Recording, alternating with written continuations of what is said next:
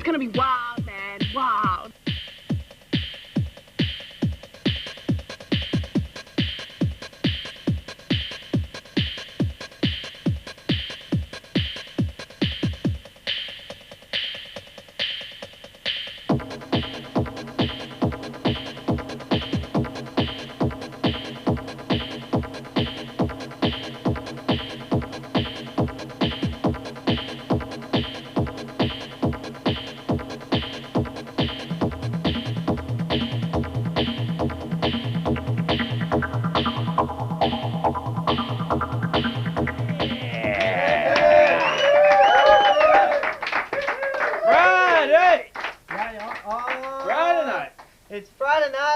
Looking real bright, and we're down here at Studio 33A, CTV1, and this is WCYR for this week and this day. It's a sad day. It is indeed. Tell us why, Justin. Well, good old Frank Sinatra is dead. It's a shame, but yeah, unfortunately he has left us for greener. But as Frank would say, I think, on with the show. On with the show. And yes. What have we got today? Tonight on this rather cold night, Justin? It's a dark night, very fitting for the mood. But we have an exciting show to try and pick you up there. Firstly, and coming up very shortly, is Jonno and Sammo once again on the show. No holds barred. Batteries not included, man. Bringing it to you live. Live down here. In the studio. In the studio for you. Yeah, and after that... Unplugged. Unplugged. Well, that could be interesting. And Sexpression, we have Dermot and some members of SWAP will be in, and Dermot will be drilling them with some... what will they be swapping? Ooh, that's a fine question. Perhaps swapping sexes. Find out, I'd we say. will find out shortly. That's coming up very shortly, some in fact. interesting posters over here. Yeah. That might give us a few clues. Alright, come on, you're giving it all away now. Alright. What else is up, man? Odds and Bookends. Don. With Don. He'll be in, and a happy birthday to Don, who has finally turned the ripe age of 15, and he will be in the studio shortly to talk about the latest and greatest books and book ends. Yeah, I don't know what he's talking about today. I noticed we've still got a copy here of Over the Top. Yes, no one actually... And Alan Jones's book. This one. But yeah, if you are interested in these, Sly Stallone here, give us a call a little later. We'll give you the number soon. We also have CD Beats coming up with myself and Zena. CD Beats. CD Beats, yeah. A bit of... crowd goes wild. Yeah, a bit of Fugazi. Bit of pure. That's the way, that's what I like to see, yeah. Alright, okay. And what else, Mr. Lewis? Film Forum. Film Forum, of course. Yeah. Erin. Say no more. We'll be crossing to him live in Geneva once again, where he's going to be talking about the latest films on the Cannes Film Festival circuit. Yep. Yes, and then... front row seats, of course. Front row seats, definitely. As we always get for all these sort of events. VIP. The week that was. CTV1 members. Yes, and the week that was. With Russ and Erin. Well... Stay tuned for that one. Stay tuned, yes. And the sports show with Michael Wiesma again on the show for you. Yeah. Oh my God! Yep, that is going to be a riveting sporting event. Yes, event. Okay, so watch out for that one. Couch potatoes. Yes. I'll be in on that with Eddie the Man. Yeah? Eddie the Man, and he's looking mighty fine these days with some crimson kisses for all the viewers out there. Makeup, glamour, I might just mention, doing a wonderful job. They've done a fine job today.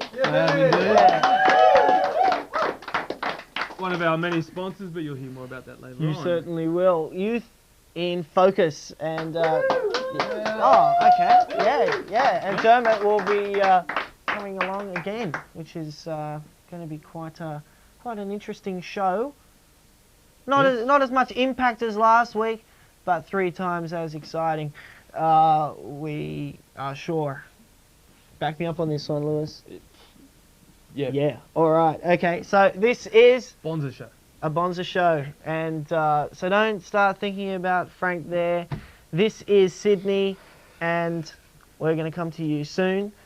I'll see you in a few minutes. And if you want to be a part of it, keep on watching. Keep on watching. But now, over to Batteries Not Included with Jonno and Sammo. Thank you very much. Huge round of applause. Take it away.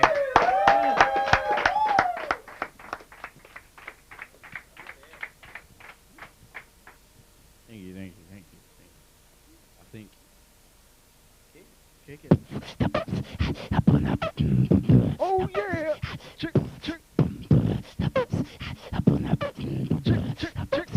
Get out.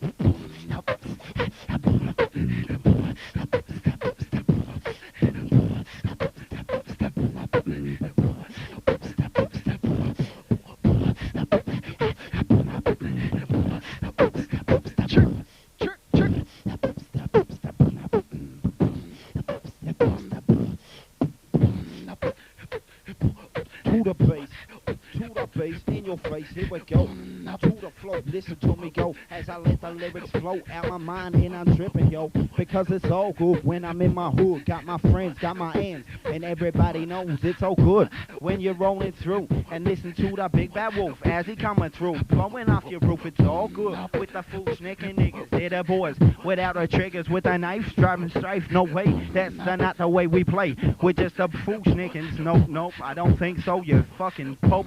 I don't know where it's going, freestyle coming up on mine, but that's the way we kick, so press rewind and then listen to the way we're dissing. We don't care, we're just out here having some fun, plaiting our stupid hair out the way, in the way. Listen to me flay as I'm going off like a six-pack of tray, and everybody knows that when you kick the flows, no one quite knows where they goes, but every time we flow, all night long and even in the dome. Now listen to me as I grab a hold of the microphone. It's all night and getting kinda hype. Alright, now listen to me as I kick it, getting kinda wicked with my beatboxer. He's a boy, Sammo, the Kiwi lad. He the boy, he the man.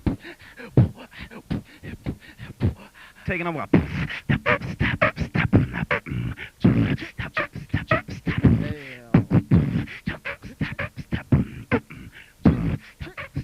To the baseline, to the baseline, to the baseline, to the baseline.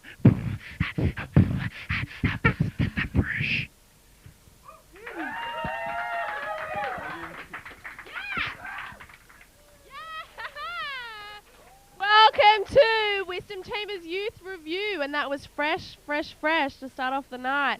That was Jonno and Sammo down from Redfern showing us their stuff. And if you think you've got some talent, because I know you do, doesn't have to be the rap and hip hop style, bit of acoustic guitar or playing the flute, or it can even be some like arty-farty stuff.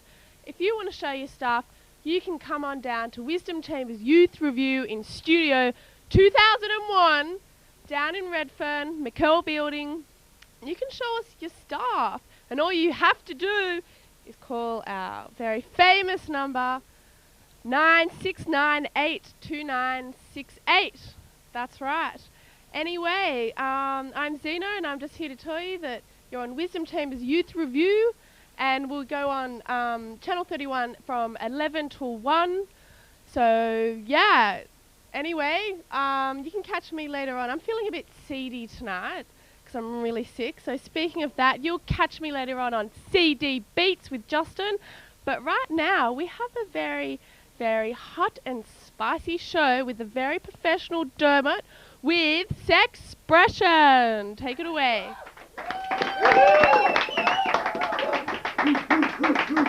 And keep the applause going for my two guests, Polly and Kahin.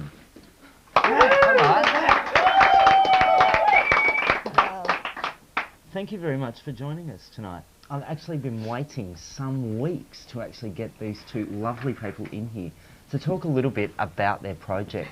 Tonight what we're going to be examining is workers in the sex industry. On that note, we might throw straight over to Polly, who is from the Sex Workers Outreach Project. Polly, what can you tell us about the Sex Worker Outreach Project? It's a community-based project based in Surrey Hills. Yeah. And there's a number of things that happen out of SWAP. It's a project that's auspiced by the AIDS Council of New South Wales, but it predominantly works on a peer-based model. So people involved with SWAP have had experience in the sex industry or have worked somewhere around the sex industry, so have had some involvement.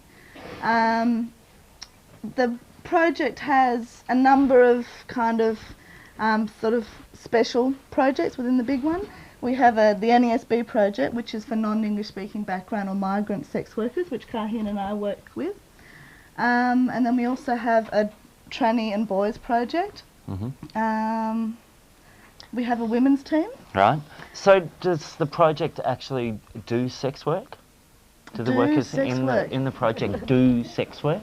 Well, we spend a lot of time in parlours, in private situations, doing outreach to street workers. Right. So what would that involve, the outreach component? It's information and support. So we go, we take our work out to the place of work where sex work is happening. So it's providing information on not just sexual health and HIV, although that's where the funding comes from, but on a whole sort of range of issues that impact on sex workers, from tax, legal issues, workers' rights. Workers' rights, occupational health and safety, the whole lot. Okay. Mental health. Mental health, yeah, okay. So the NESB project, tell us a little bit more about that. What does that involve exactly? We work with sex workers who have come from overseas. So they come from a range of continents to work in all parts of Australia. And we try and provide culturally kind of appropriate support and information to them via resource development, referring them to the appropriate agencies. Right. What might some of those agencies be? It could be sexual health clinics that have language clinics. So they specialise and have assessed that there is a need to have clinics treating international workers. Right. And also developing contacts in the legal field, such as lawyers or accountants who are sex worker friendly. Okay. So workers from non-English speaking backgrounds, I mean, I guess occasionally we see in different forms of media those workers come under the spotlight. What impact would that media spotlight have for workers in that industry? Well, I think that the media generally paints migrant sex workers as either vectors of disease or somehow submissive, often young girls, even though the average kind of age group we're talking about when we're referring to Southeast Asian women particularly that have migrated to Australia is probably around 25, 26. So they're often portrayed as young, sort of helpless, I guess. Right. And I think that impacts on a whole lot of different areas. Yeah. One area that I think is of great concern is like clients' perception of these workers. So what sort of a picture would an average client, let's say, build up if their only exposure to workers from the Southeast Asian region had been through the media? Well, that these women have no rights, and therefore, you know, in a sort of a client-worker interaction, that they can do anything, and these women will take anything. Right. Okay. Or the portrayal that they actually did not make a choice to come to work in Australia. So they're sex slaves, you know, they've been brought over and are under very servile conditions and they're to be pitied upon. Yeah, because there's been a few, I suppose, current affairs programs, hasn't there, really, that have focused in on that issue, and I suppose tried to beef it up, haven't they? What sort of impact has that had within the industry? Has there been any discrimination as a result of that, like inside the industry? Well, I think discrimination and racism is not, the sex industry is not, it's not secured against that kind of infiltration. If you know, like, So I mean, just because you're working in the just sex because you're in industry the industry doesn't mean you won't be yeah. discriminated against from within the industry. So I mean, discrimination is right outside the industry, and also, I mean, within the industry, in a parlour unit, you're still going to have, you know, assumptions. Asian workers don't use condoms because they're Asian. What does that mean? I mean, there's a whole lot of stuff that happens, or assumptions that you know, that they're taking our jobs. That happens out there, but in the parlour, I mean, that sort of stuff can happen as well. I imagine that would be quite damaging to workers who are working in that area from Southeast Asia or from any other migrant or cultural backgrounds. Yeah. So how does the project seek to support those people within parlours who are from migrant and other cultural backgrounds in terms of the internal discrimination that might happen? What might be some of the things that you would say to workers? To identify and address it, Mm-hmm. and basically to go out there into the parlours and talk about it and Yeah. write about it within the industry, you know, and encourage workers to talk about it with SWAP and with their own peers. Mm-hmm. And are the parlours open to you coming in and talking about that? It takes time. Depends. Yeah. It takes time. Yeah. So if there was maybe a couple of people that are watching tonight that are in exactly that situation, that aren't aware of SWAP and the projects that run, what would be one thing that you might want to say to them to encourage them to be better supported? Well, I mean, peer support is a really important thing. So, I mean, rather than damaging the kind of connections that you could have with someone that is working with you and alongside of you, don't damage it, use it and support it, I guess. Yeah. Okay. And in that same line, use SWAP. I mean, Yeah. SWAP is an incredible resource for people, not only for sexual health and HIV, but a whole range of other issues. Yeah. And to understand that each worker has an individual, is in an individual situation. Yeah. And it's like everyone, you have to get to know them and understand Don't assume. the work environment. Don't make That's assumptions and challenge the stereotypes. Now, if you are out there and you're interested in SWAP and the projects that it has to run, we might just put this telephone number up on the screen for you. It's 93194866. So I'll just say that again, 93194866. Okay, now before I finish tonight, I'd just like to bring back last week, or 2 weeks ago, we were talking about the female condom. During this show, one of the lovely viewers rang in and asked us whether the female condom could be used for anal sex. Yes, it can be. What needs to happen, it works, look at this, she knows about it. What needs to happen is that you can remove the inner ring. There is a ring on the inside of the female condom. You just simply take that out and you put the condom into the anus the same way that you would put on a normal condom onto the penis, okay? So some people are finding that to put the actual condom onto the penis and then start to have sex by putting some lubricant on the outside is easier. Other people like to actually insert the condom and then start to have sex, okay? So I hope that clears up that question. If there are any other questions, of course, you can contact the station. You can write in to Sexperts here at CTV1.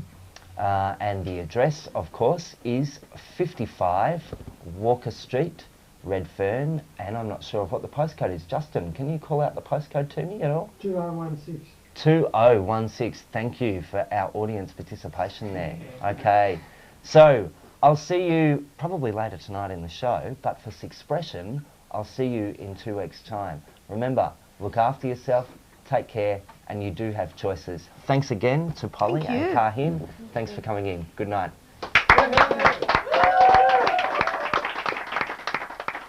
Yeah, thank you very much, Dermot. Thank you, Sexpression and SWAP. This is WCYR, and we have a big night coming up for CTV1, the station that holds us here and allows us to come to you. We have a massive night. We have the annual awards night coming up in a couple of weeks. Do you want to come along? Few people did last week, quite a few people. We ran out of tickets. We've got some more printers, so we've got 2 more double passes to give away to the CTV1 1997 annual awards. And this is the ticket here, and this could be yours. Just give us a call on 96982968 for your chance to win a double pass to the CTV1 annual awards. It's going to be a night of nights with entertainment, music, dance, prance, all such and such really. But to tell you the truth, I will be there, and if you do come, I will support you wholeheartedly. And I do hope to see you there because we love the viewers, and the viewers are the show. But now, something else that could be regarded as the show of WCYR is the sports show with Michael. Where's Mark? Yeah, thank you very much. He's just coming over now. Thank you. Here he is. He's looking good, he's looking fine. Thanks for joining us for another edition of the sports show. First up, I'd just like to mention women's basketball.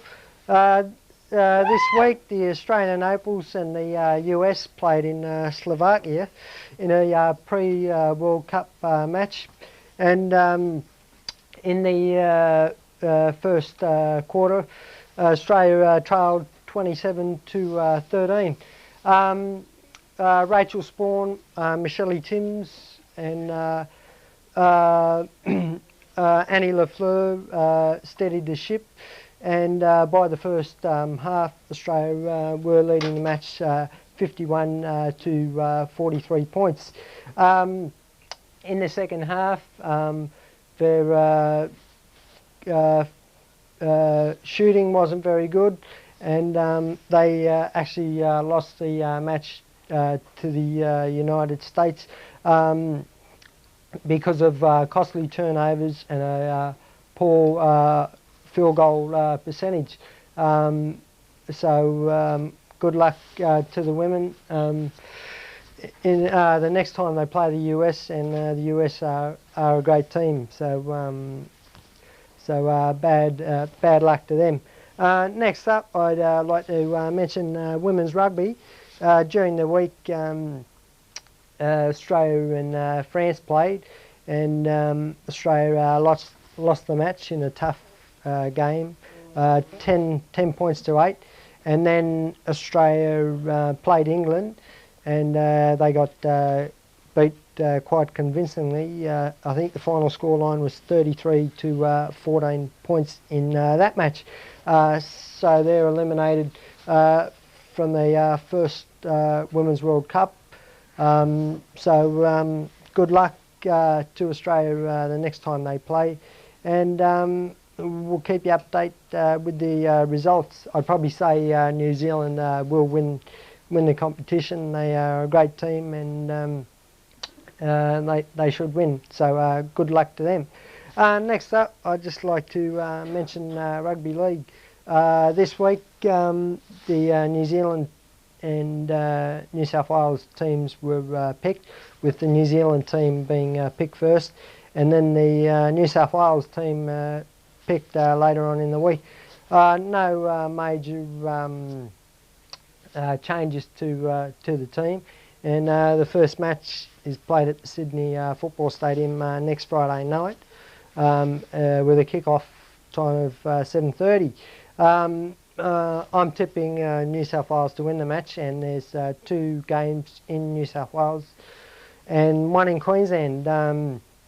I think Alan Langer will make the Australian Test team after the series, and I think it'll be interesting, and it will get the crowds back this time, and the figures for the TV should also be up. They've been losing the figures in the last couple of years, so that should be interesting. And after that, they'll pick the Australian team again, and they'll play New Zealand in October. So that should draw the crowd in, as we lost a few weeks back to New Zealand. Also, I'd just like to mention some games of rugby league. Balmain and Parramatta played last weekend, and unfortunately the Tigers lost the match 18 to 21 points in a very good game. The Tigers were leading the game in the first half, I think 12 to 6, and the Eels come back in the second half, and there was about 3 no tries. And then the Eels scored a few, and I saw the highlights on the Friday night on Sports Tonight, and it was a great game, and good luck to the Eels. that was the first time since 1990 that they beat the Tigers at Leichhardt Oval. So good luck to them.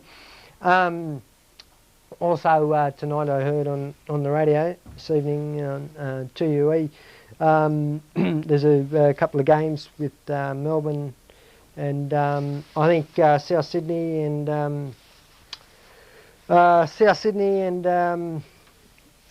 North Sydney and Melbourne play tonight, and I'm tipping North Sydney to win that match, so that should be good, and that's all for the rugby league.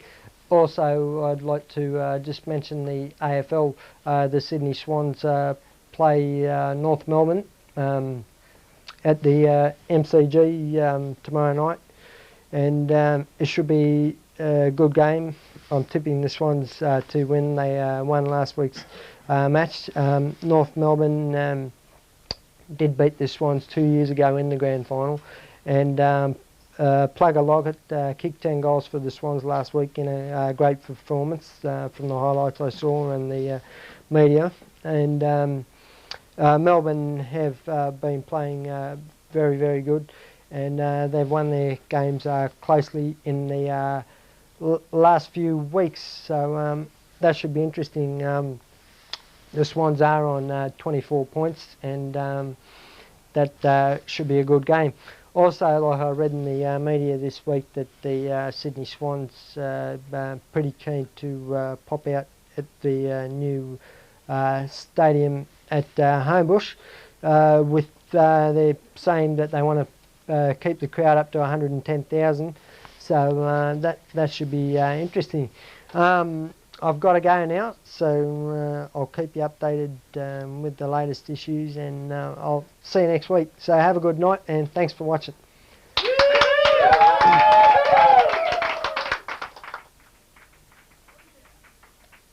I was just sending an email to us all here at CTV1, Channel 31, Friday night.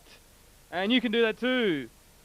You can send your email to www.aussiemal.com.au/WCYR. And if you go there, you'll get the email address anyway, so no need for me to go on about that. Needless to say, we've had many emails sent to us. Apparently there's a lot of tech heads out there watching us. Big hello to all of you. And we've also got people that give us money. Sponsorship. Where would we be without it? Yeah, no, we need it. Yeah, for sure. Pilgrim International. Whoa. Yeah. Cape Film Productions. Metro Television. Family Planning Association, the very people that bring us Dermot. I mean, if that doesn't deserve a clap, I don't know what does.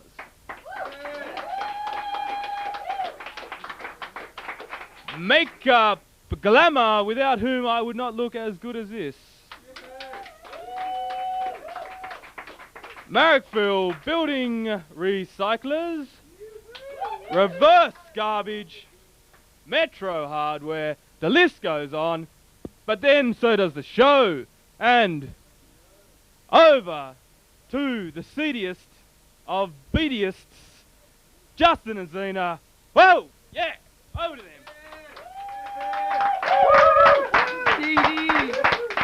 Oh, well, thank you very much for that encouraging applause. Yeah. Yeah, this is CD Beats. And yeah, and I'm really seedy this Friday night. She's really damn seedy. Disgusting. And we have to go out tonight. We're going to an 80s party. 80s party. Yes. Yes. Tonight you'll be missing the famous Vegans for Christ. Yeah. It's very sad. Yes, because it's her birthday. It's her birthday. So happy birthday to Caroline Zelinsky from and I'm the sure a lot of our there. viewers will actually be happy she's not here because she's so offensive. Yeah, she's so offensive. Yeah, so we can say like no people will have a heart attack tonight. Yeah, she does create quite a bit of pulmonary problems. Yes. She's my favourite show. She's my favourite show as well. Yeah, so I'm really seedy at the moment, and I'm going up and down. I'm high on cough mixture and. Well, I've got the cure for you. Night. I've got the cure for you. Yeah, gee, that was totally ad lib. The cure, thank you. we have The Cure. Mixed up, all right. My CDs and the things first. We're going to mix up some Cure here for you, Zena. And Okay. yeah, The Cure, everyone knows. Robert Smith, 14-year-old boy Robert Smith he was when he first started out on his musical trail. And he used to wear blue velvet dresses to school. And yes, he was Bit of a tormented and pansy. teased and all the rest Lovely of it. makeup. Yeah, lovely makeup. And because of that Goth-like makeup, he makeup. sold over 23 million That's albums. true. That's his 23 trademark. Like million albums. that model with the mole. The model Your with mole? the mole. No. Yeah. Yes, that's correct. Continue. Well, at 16, he started the band Easy Cure, Yes, I know. which I'm would be aware of lovely, that. wouldn't it? Yeah. And they came out with the song. This was with Lol, by the way. You might remember in the early days of The Cure. Came out with the song, the single "Killing an Arab," which was initially released on the Polydor Standing label. on the beach. Well, no, that No. came later. That was a compilation, a singles compilation. Ah. Yeah, but "Killing an Arab," which was based on Camus' My dad's an Arab. The Outsider. He should be killed. Yeah, The Outsider. Oh, Sorry, Dad. sorry, Daddy. Okay, but Chris Parry from Polydor left, Polydor, and started up his own record label known as Fiction. And he took The Cure with them and took them into fame and fortune. And in 1979 they re-released good old Killing an Arab, and it went straight to number 20 on the UK top 40. What are we listening to now? Well, you should be listening to A Forest, Oh, cool. which is Yeah. one of my favourite tracks on this. Well, it is my favourite They track. actually of The used Cure. Robert Smith in the third last episode of South Park. In South Park, Yes. yeah. Robert Smith. Yes. He Because they seems to needed be, a cure, and they got Robert Smith there. And he yeah, cured. he's getting around quite a bit. He and killed Barbra Streisand. He killed Barbra Yeah. Streisand. You bastards! Yeah, well, The Cure, there is a bit of a revival Cure. I mean, Cure revival. All right, and you may have noticed in, well, I mentioned before, Mezzanine's Massive Attack's new album, Yeah. Mezzanine, there was a sample from 10:15 Really? on Yeah, a Saturday it was. night, Drip, drip, baby. Drip, drip, drip, yep, and so that was good to see. There are some beautiful tracks on here like A Forest, which you're listening to now, which is one of their best. Of course, you have Close to Me. disagree. Really? Well, you like Fascination Street because it's on here as well. I'd have to say that probably Love Song's my Fascination. favourite. Oh, really? Oh, well, Yeah. you're lucky. That's track number 5. So have a listen to that. Caterpillar. I've got that on 12-inch. I don't like it. It's too, What, Caterpillar? yeah, it's too glittery And happy. yeah, it's Not happy. depressing That's enough it. because it's goth music. Well, And, well, you know, he had to do Caterpillar because goths are fun. yeah, goths are fun, man. Yes, but yes, unfortunately, The Cure has taken on a happier tone, Yeah. and it's not a good thing. No. It's not a good thing at Well, all. I mean, they're, moving with the times. Yeah. They did all the, is that the remix? What's the Yeah. remix album? This It's is all it. like It's all the remixes techno. of their. Well, not really. Like there's a dub version goth here. techno. Lots of extended versions, and there's a big mix. Yeah. And so yeah, they have been mixed up a little bit.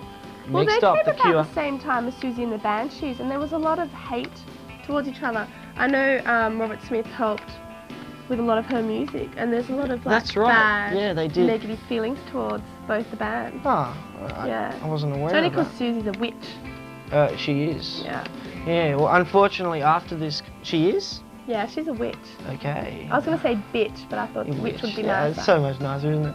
Yes. So after Mixed Up, they came with Wish, and that was in 1992. And I think I know, things, and that's when I was that was wishing the last that they good, would just stop yeah, making albums. the so we last can- good album. A lot of respect for them. It's unfortunate, but they've been doing a new album since Wednesday. Old by now. He's old. He's pretty old. He's moving on, I suppose. Well, he was born in Because I thought 1965. goths were supposed to like commit suicide by the time they were 21. Yeah, he's not a true goth. No. He's sold out. Yeah, No, it's because my philosophy in life, it's true. Goths are fun. Yes, as we keep hearing week Yeah. and week and week after week. Although scientists believe that people who are depressed live longer.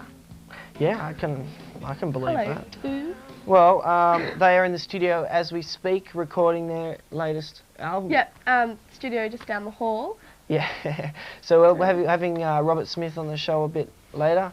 We're all looking forward to that one. Yeah. So. Caroline looks like from Vegans for Christ looks like Robert Smith now with a black hair. Yeah, she does actually. But look, I mean, this was the first album or compilation of The Cure, the first interaction with The Cure that I ever had, and I lost the CD a couple of months ago, and I went and bought it yesterday. Just brings back so many memories. It's a damn classic. If you haven't got any Cure and you'd like to get into it, I'm sure Zena would like a little bit of the old Cure. And yeah, I've got like I've got tons of their albums on vinyl. Yeah. Well, if you haven't got any, go and get mixed up. It gives you a good retrospective of what they are, where they're going. Yeah. Well, like I was saying before, that's wonderful. I still feel sick. That didn't do anything for me. No, I'm sorry. But yeah, like I'm you know, like going up and down with my like day tablets, which keep me up, and my night tablets, which make me so I'm all over the place. And like is the new Fugazi album. Oh yeah. Ta-da! Yes, Fugazi. I've got the new Fugazi album, and it's called End Hits, and it's finally come out. Now, oh God, bear with me. But anyway, yeah, they're still retaining their attitude and their angst. Yeah. I love that word, teenage angst. Teenage angst. And so their music is like, yes, they're retaining their attitude and angst. However, their music's gone in a slower tempo. You know, they're using more instrumental, there's more density there, and I can just tell you there's a lot of albums that like were hardcore like 10 years ago, and then now they're just playing a whole lot of crap. You know, because they grow old and they just lose their teenage angst. And can I just say that that Fugazi are staying hardcore and underground. Okay, they started out in, I'm very sorry, they started out in '78 in Virginia. Okay, Ian MacKaye is the founding member. In fact, oh no, what did I say? Did I say 78? 83. And that's when the very famous and respected band Minor Threat disbanded, and that was where Ian MacKaye was from. You know, very hardcore punk. Oh yeah. And then he made like I said last week, punks are dead, and that's why he made Fugazi. Yeah, very respected, along the same lines as Black Flag. Okay, so Fugazi were part of the rise in the 80s, new wave 80s, of the independent American punk hardcore scene. And they're probably the most respected. What you're listening to now is Break. And it's just amazing what they can do. Like, they're true musicians because, oh God, because they're amazing what they can do with just their drums, a cowbell, and the bass. It's just unbelievable. Like you're listening now, and I'm sure a lot of you people that aren't into independent music break, and you're probably moving on to Place Position at the moment. My favourite song actually is Floating, number 8. It's just like, because somehow, I'm sure they've got some sort of influence from a bit of reggae and stuff like that. You won't hear it, but I'm sure that's where it's come from. I can see it there. Yeah, because it's really great. But okay, obviously, why are they hardcore? But why are they you know, still underground? Well, they have no they barely do any promotions whatsoever. Their concerts are always a sellout.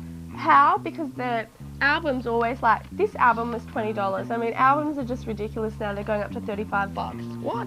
Yeah, they always stay true. They have their own label, Discord, which they distribute their music from, and some other cool bands.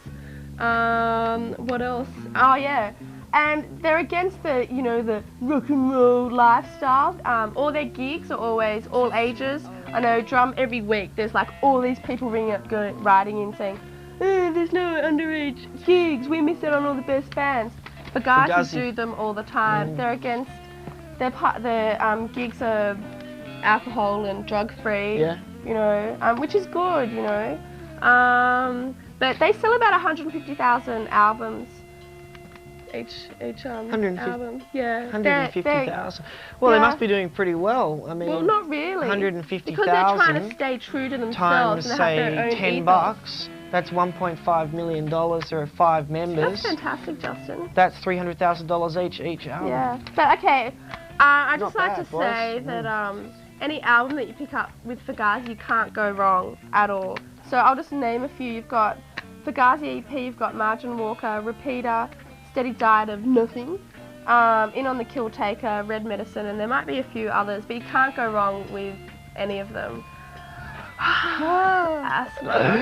Still smoking a pack of cigarettes a day. Not that I recommend it. No. Okay, well that's my Fugazi review.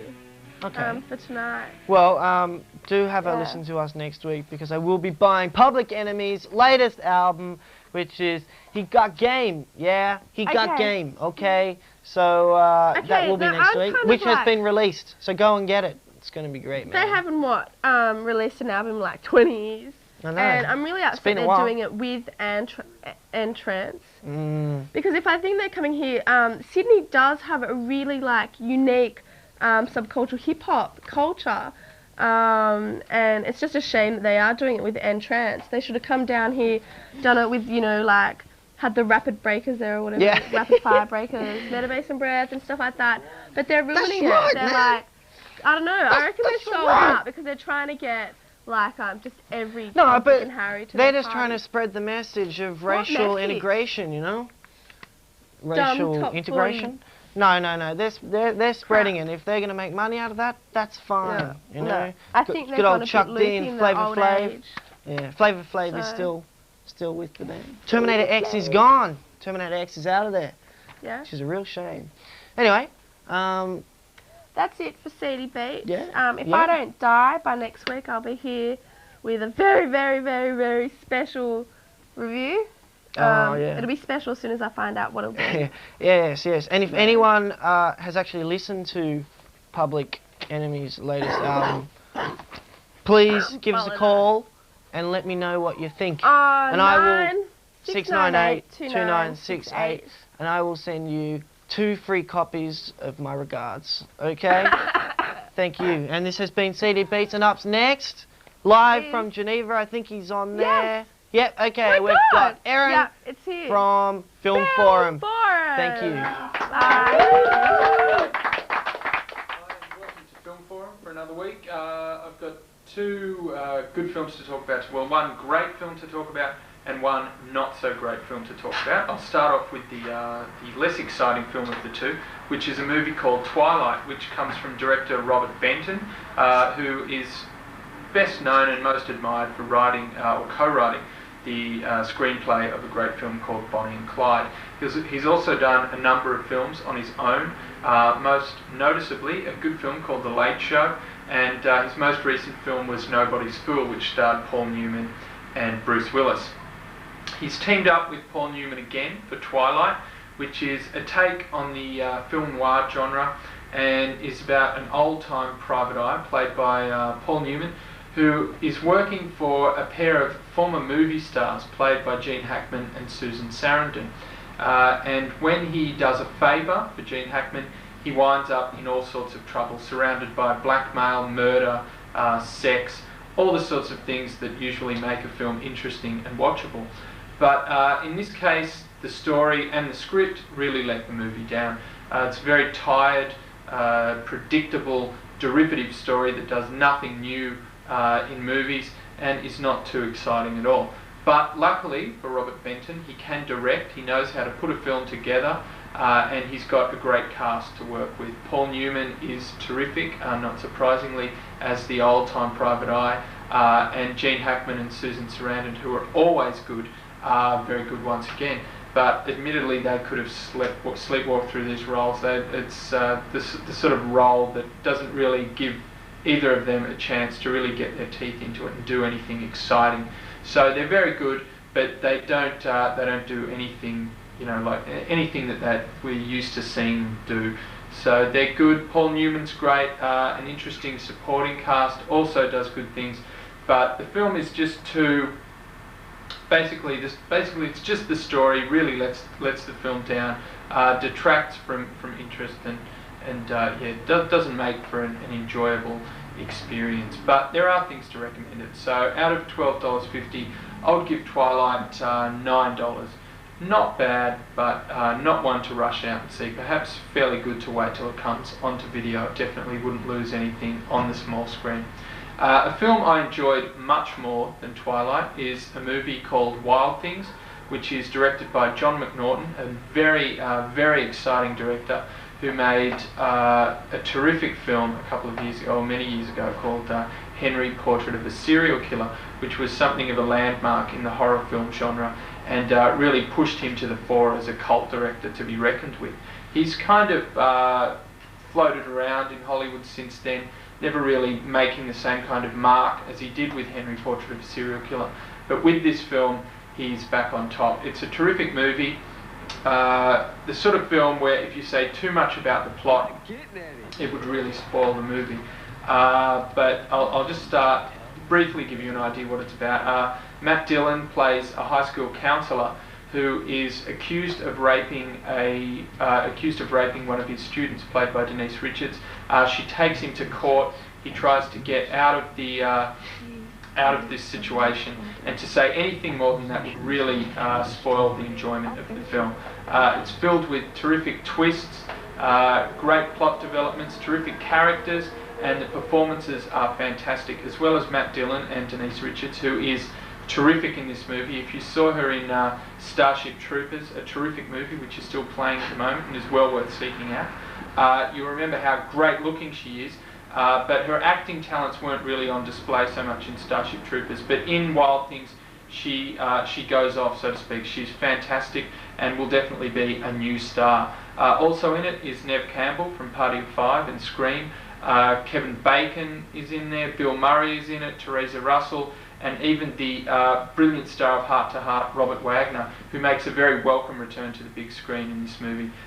It's the kind of film that begs for cult status, and I think in a couple of years will be a big favourite of cult film goers. It's a great film, very sleazy and trashy in the mode of something like Basic Instinct or even Showgirls, that great film. So this is great trashy fun that seeks just to entertain an audience, which it does perfectly. Very slick, very entertaining, and on the whole a great package that should be seen on the big screen, because there's lots of great imagery and interesting things happening up there on the screen. So Wild Things is terrific stuff that I wholeheartedly recommend. Anyone that likes raunchy, out there entertainment, I think you'll really like this film. So out of $12.50, I'm going to give Wild Things $12. It's great, and rush and see it. It's on in cinemas now, so don't miss it. That's all I have time for this week, but before I go, my review of Wild Things is actually in Filmink magazine, so if you want to read what I wrote about it, get this magazine, available in cinemas and specialty stores now. Check it out, great articles and reviews, and also if you ring 9698-2968, I'm giving away 2 copies of the magazine this week. So if you ring that number, 9698-2968, and give us your name and address, I'll send a magazine out to you. So hurry, pick up the phone. You never know, you might win. That's all I have time for this week, but I'll be back next week to talk about some more interesting cinema releases. I'll see you then.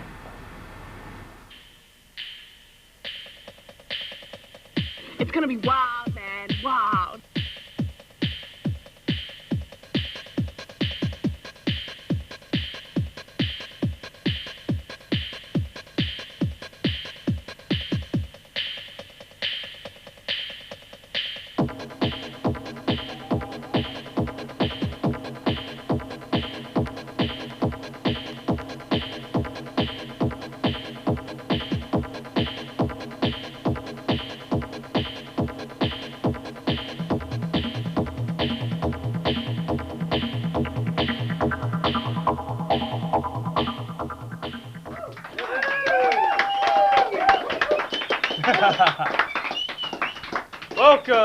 Welcome to the week that was. The week that was.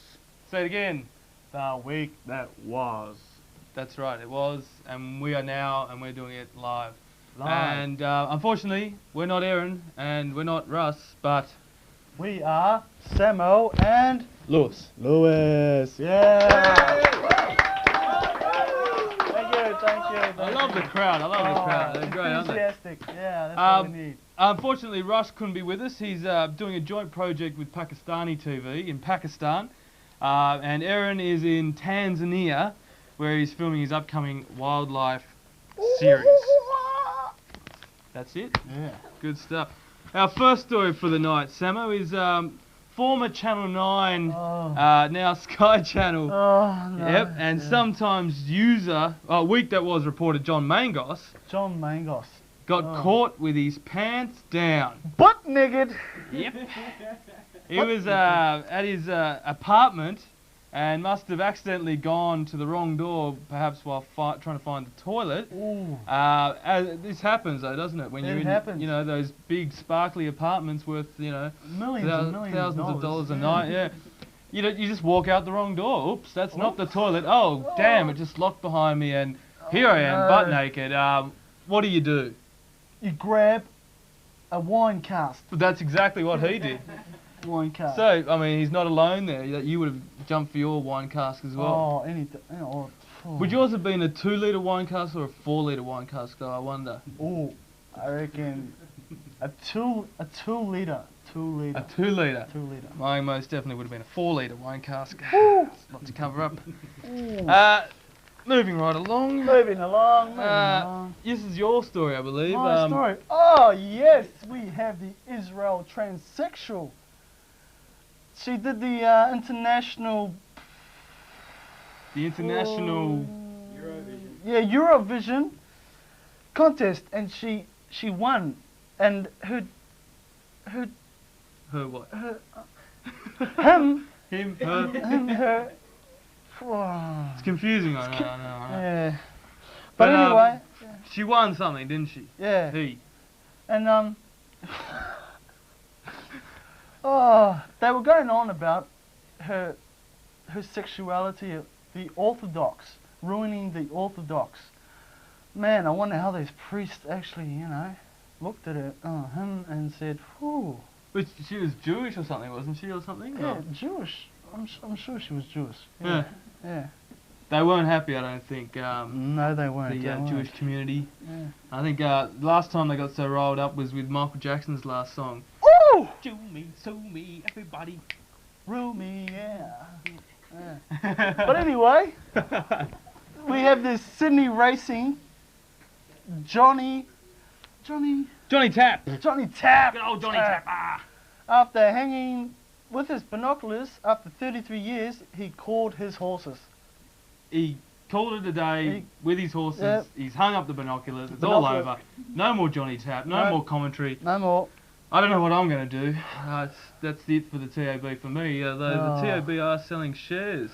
Yeah. You hear about that? New South Wales. I think I'll definitely be buying some of those. Yep. I sure will too. And are you a betting man, Sammo? Well, on the pokies, yeah. But on the pokies? Not a horseman, you know. Not a horseman. Not a horseman. Not a horseman.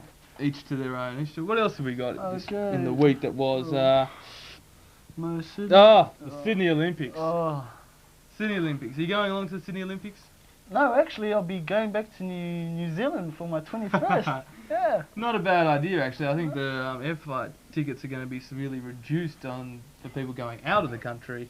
Then coming in. Yes. Yeah. And as we don't have much of a chance of getting to the Olympics, it's probably a wise idea. It's about as close as we're going to get is New Zealand to the Olympics anyway, I think. Yeah. But our hard-working politicians will most certainly be there. Go the politicians. We the taxpayers have thrown in a meagre 1.1 million, so they may enjoy front row seats and the best of the best 4-star hotels and accommodation, which I think is only right. I mean, they work hard, and Johnny Howard and I think there was a big controversy with Johnny Howard wanting to demanding that he should get to open the Olympics. What do you think about that, Sammo? Oh, well, don't think much about the politicians, but the Olympics, I hope New Zealand wins a couple of golds in that one. Yeah, you're in Sydney now. Okay. Right Aussie music sensation Average Garden, you'd be familiar with Average Garden, oh mate, they rule. Took out the Songwriter of the Year at the APRA Awards last night. Underlining the strength of Aussie mainstream music. That's Aussie, not New Zealand. Okay, the Aussie. A full story will be coming to you from our reporter Molly Meldrum. Molly, don't forget the Molly Meldrum. What else have we got here, Sammo? Okay. Fill us in, man. What's happening in London? Liverpool has a new symbol to the city. Huh? Am I reading that right? Yep. To the city, into the to take the city into the next century. The symbol is a half banana and half cow, I believe. Weighing 7.5 tons. Gee, and 3 meters tall. 3 meters tall. That's the biggest banana you're likely to see, Sammo, I think, with a 2-litre cask sort of story, I think. Okay, let's move on. To UE pronouncer, Alan Jones. I won't do the voice. But his car wasn't broken into this week, surprisingly. Yeah. He's probably not been hanging around the Woolloomooloo area all that much since that complication. Yeah, a lot of gas bombs, or what do you call them? Molotov cocktails. Yeah, I've heard they've had a lot of hot cars down there lately. Right. Yeah, that's. Well, his car got broken into. Apparently. Which for anyone else would just be a run-of-the-mill, day-to-day sort of event, but not for Alan Jones. This does not happen, and Alan Jones certainly does not take these things lightly. No. Neither should anyone else, of course. But so Alan Jones has won his breakfast slot again, but it was bad news for Stan Barja Zamanik.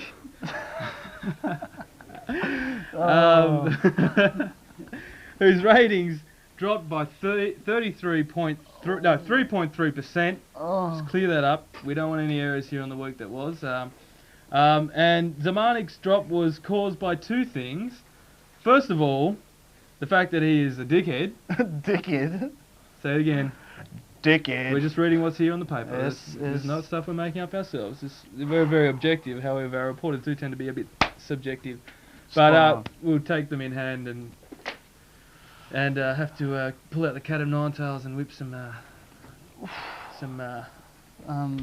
discipline into them. And discipline. Absolutely. Yes. You're a big fan of discipline, aren't you, Sammo? Okay. You're going down to the black market tonight, aren't you? Oh, yeah. The usual discipline intake.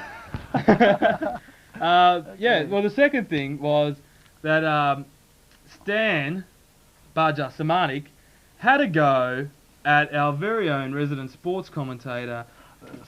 Sports show. With Mick Wismer, and he was reported as saying that Mick was paid too much. Too much.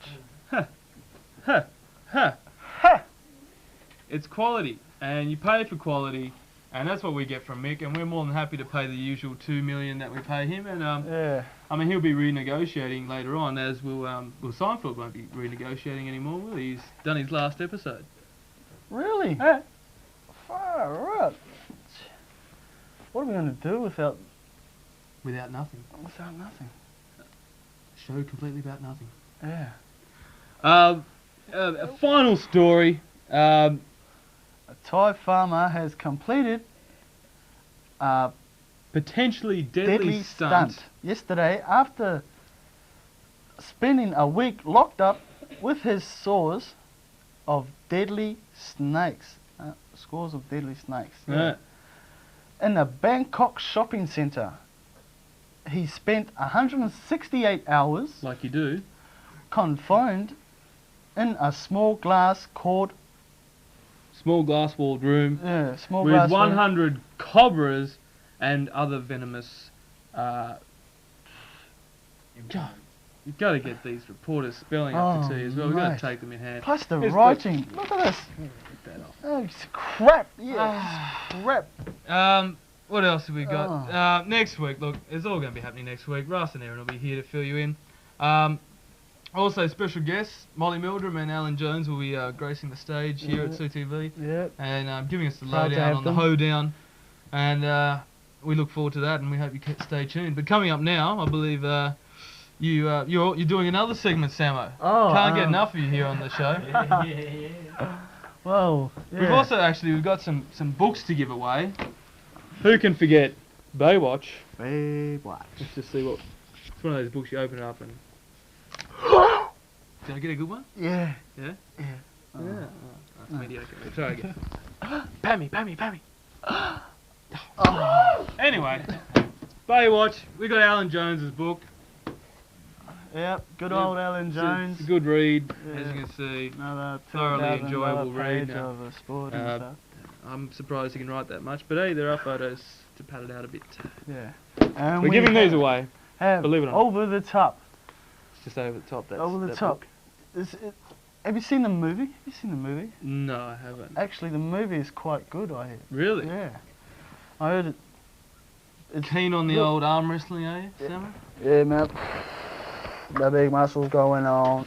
Yeah. Watch out. Yep. We're giving these away. Give us a call.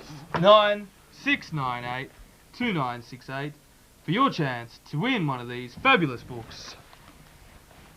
From us here at The Week That Was, CTV1. But now, over to what's up next, Sammo? Lead him in. Jonno and our main man, Justin. Yeah. Yeah, that's right. Now get up there, Jonno. Alright. Hey, what about him? Sammo, mate, get your microphone off there. Come on over, pick yourself up a real microphone. yeah. Because we're going to be talking about some need real music, mics. and we're going to be talking about some batteries, or lack of batteries. Lack of. We're talking about batteries not included. Not included. Jonno and Sammo, who you all know, I'm sure, from our past show. They're such an attractive bunch, aren't they? You guys a couple? No. Not on weeknights. Not on weeknights. No, Not but on they, weeknights. God damn. All right. Now, batteries not included. This. Yeah. You've been around for how long? Oh, about 2 months? 3 months? 3 months? Yeah, months at the 3 moment. months. 3 months, and you've come a long way. Oh, we're just having fun, that's amazing. Yeah, We're just yeah. out here to have That's some cool. fun. Having fun. Yeah. And how do you do that? Well, basically, you don't give a shit. Yeah. What you do, what you say, it just That's comes it. out. Expressing your emotions. Message! Okay. And what is your message? It's all good, have fun. Stay out of shit. So there's no Freestyle. freestyle. Okay. Freestyle. You keep bringing up this freestyle thing. I keep hearing it everywhere, and yet I see you guys practicing outside. Before each show. What's the story? Whoa. Oh, shit. Anyway, no, freestyle, you just make it up on the spot. So when we're practicing, we're getting a rhyme rhythm down. Yeah. Whereas when we actually freestyle, it's all just straight off the bat, all out of the head. So what you did earlier today, was that... Oh, yeah, we've never heard that before You ourselves. never heard that It's all before. good, you know. Okay. And you're the beatbox. I'm the beatbox. He's So the bass. What, you get lessons for this, or... No. We can give him. Yeah, you can give them? Yeah, we can give him. We can get you beatboxing. Really? Yeah. Oh my god, now this could be... How about we get him on some beatbox, yeah? Okay, this sounds very interesting. How do I start, huh? You got to get a bass sound. No. That's too acidy, techno-y. Yeah, well... Anyway. Bass, you got... You get a bass. Alright? He bass, man! How's that? Is that Here we alright? go, here we go. Oh Yeah, we got a CTV one, the CTV one. Yeah, alright. We're just having some fun, it's all good. That's what it's all about. It's all about fun. Yeah? Just make any noise. Any noise Any at all. noise, even an orgasm noise. Ooh. It goes good. I noticed that. Yeah. Oh my god, baby, please. Anyway. Sometimes I hear you sort of going, you're going off there, you're going for 3 minutes, it looks like you're not taking any air in. And then suddenly you sort of start to go red and you start to pass out. And then Jonno goes, okay, now I'm going to take over. And you go, that's all part of the act. And it sounds... That's so we don't have to have the scuba diving equipment on it Yeah. all the time, you know what I'm saying? It's really hard shit. But you know, I mean, you can get the circular breathing going. Yeah. You know, does this happen in late? Sort of. Yeah? It's like you just... You're like breathing through in and out, and that's what you're taking your breath at. Yeah. All right. The breathing is the beat, like meta basin breath. Yeah. And yeah, well, what their name sort of says it all. If you Metabasin breath, they're big. They're big. They're big. Do you like them? Now commercial, they've got Nick yeah. Toff in there on the decks. Oh, well, is yeah, this you right? gotta- you Is this gotta- right? I don't know. I mean, I don't know. isn't it about the vocal beatbox? Yeah, it's more like more vocals, less electronic stuff. I'm pretty sick of hanging onto mics doing it, really, honestly. But yeah, I mean, they're good because you got to respect them because they're out there and they're doing well. Sure, But sure. And they've got a big gig coming up tomorrow. Yeah. Anti-homophobia. Where's that at? Where's that at? That's going to be at the Newtown Community Centre. Oh, Newtown Station. Just Newtown opposite Station. Newtown Station. Opposite Newtown there. Station. Yeah. Yeah, So, what time? I'm there. I'm there. What time? 9 o'clock. 9 o'clock. 1 o'clock. 1 o'clock. AM in the morning. So get up nice AM. and Whee! nice and bright. It's going to be fun down How you there. doing, man? Anybody got any wheat? No. Anyway. So are you going to be heading down tomorrow? Oh man, if we're there, we're there. We're there. Alright, We're and there. Is there a chance you might get on the mics and Oh yeah, sure. have a As go? if they wouldn't want me and Sam on the mics. We don't want to, tear them off their big showcase and piece and that. You know. Yeah, I mean, I've It's all heard them good. and I've heard you guys and you're on par. Yeah, well, you reckon? I reckon. Thank you very much. Well, that's my pleasure. Much appreciated. That's my what I'm friend. here for. I think you're getting there yourself, my friend. A couple more Oh. lessons. We'll have you up here too. You know? Oh, well, okay. Once a week I'll have a little bit of a go. But Yeah. we're going to get you to have a little bit of a go at something, okay? A little impromptu, Impromptu? unrehearsed, a little Impromptu. freestyle, Okay. okay? Unrehearsed Okay, freestyle. and wait, but I've got a theme here, and it's WCYR. Can you give us something? Oh. I'll go away. Man, I'll go we away. didn't practice Let me this. think, alright? So, this ain't live, is it? Live. Okay, you do. I'll freestyle it. Okay, we got the bass.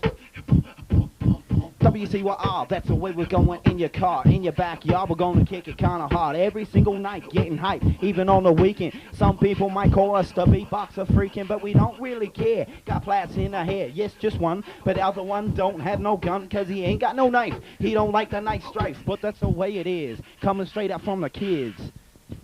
Thank you. And that is freestyling. Batteries not included with Jonno and Sammo. We'll see them later on the show in weeks to come. But now, thank you very much. Now we have Don with odds and book.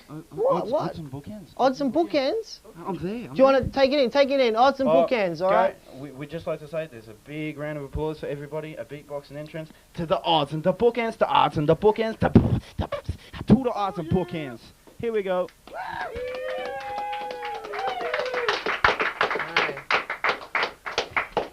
Yeah, seeing that and talking about Public Enemy just made me think. I remember the first rap concert I went to was Public Enemy and Ice-T when they came. And it was just it was just the fattest thing. I was just totally wild. I remember that, and I must have been like 10 or something. Something crazy and small. I have no idea. I'm probably a little older than that, 12 or 13. Anyway, hi, welcome to Odds and Bookends. This segment is totally not about rap. It's actually totally about this famous guy who came over from the States and deigned to have a 7.5 minute interview with me, and fabulously known to you all as Raymond E. Feist. Now, I'll be showing you a little video clip of me and him later, and you probably all have to huddle around your TV sets because the sound isn't perfect, but I'd like to just take this opportunity to thank HarperCollins, which is the book people who brought him out, and Galaxy Bookstore, fabulous bookstore in the city. And I probably have their address right here. No, I probably don't, but I'll bring it in next week. Fabulous people, just off near the QVB. And, yeah, so, Raymond E. Feist. Raymond E. Feist is perhaps one of the quintessential fantasy writers of our time. You know, some people say Edding, some people say Gamble, but a lot more people probably say Feist. And there's no way of knowing why that is. In some senses, he's completely incomparable. But he writes truly compelling stories. Or, more specifically, he writes a truly compelling series of stories based around a fictitious planet called Midkemia. Now, we'll just start with a nice little close-up. This was his first book, Magician. And I'll give you a few details because I talk about it in the interview, and if you haven't, if you don't listen now, you'll just won't understand what we're talking about. The book started here. This was his first ever book, and it is huge. I'll just show you a sidearm profile there. It's a very fat book with little words in it, and it's a huge epic story like Gone with the Wind, but with elves and dragons and stuff like that. And of course it's really good, you know, so perhaps not so much like Gone with the Wind. That book continued through 2 more books, Silverthorn and Darkness at Sethanon, and then all of a sudden he turned around and wrote a book totally in a different way, a kind of dark fantasy novel, kind of, I don't know, hyper-gothic or something, but again dealing with sort of the elf fairy-like creatures, but in a modern context. Kind of like a good Stephen King novel in some ways. Anyway, and that was called Fairy Tale, and this is the only one he ever wrote of these sort of thing. He went straight back to the Midkemia series, and he kept with that for, what was it? It ended up being something like 9 books. 1, 2, 3, 4, 5, 9. Yeah, 9 books. And he's currently planning another 3 or 4 of them. He also wrote 3 books with a co-author called Janie Wirtz, another fabulous science fiction fantasy writer, who will also be in Sydney later this year. And they just wrote 3 based on an alternative setting, but, you know, related to the Midkemian world and the Midkemian characters. Right. Any second now I'm going to show you a video thing, and then I'm going to try and explain it. Now what I'm going to need you to do is huddle real close to your televisions and, you know, just pray to God that you kind of get it through. Alright, but just quickly before I throw to that, and I'll throw whenever the tech guys are ready, but just before I go to that, Raymond was really very generous with his time, because there was like 1 million people there, and they all wanted, you know, their entire collection of 13 books signed, 13, making that number up, 13 books signed, and, you know, and signing numerous t-shirts and things like that. So I was very generous, and here it is, me interviewing Raymond E. Feist, fabulous and famous. We'll go to there. I'm here at the Palatial Galaxy bookstore in the city to meet the most astute and possibly hirsute science fiction writer of our time, Raymond E. Feist. Of the 13 books that you've had published by HarperCollins, do you have a favorite, or is it more a matter of, is there one that just particularly grabbed you when you're writing at the time? I think Magician was the most fun to write. It's hard to have more than a first, you know, you can have one first child, one first book. But mostly I tell people that the best book is the next one. It's always boosted sales, or? No, I mean in the sense that you always have ambitions that don't get realized, and by the time you finish writing a book, you're a little frustrated with the result. There is no perfect book, and there are always things that you could have done a bit better, or perhaps wish you had more time to work on. But when you're imagining a book and you're anticipating what you're going to do, it's always perfect in your imagination. So it's always the next book's the perfect one. The next book's the best one. Right. Do you have any advice for young writers? I mean, you're speaking, you know, your first child. Do you have any advice for young writers who are starting out in their first child and they don't know what to make of it? Yeah, basically, don't expect to write brilliant prose just because you passed basic English in school. It's like any other skill, you have to practice. Often young writers think because they can write an English sentence, they can write a letter, they can write a paper for a class, that they should be able to somehow get that story perfectly the first time out.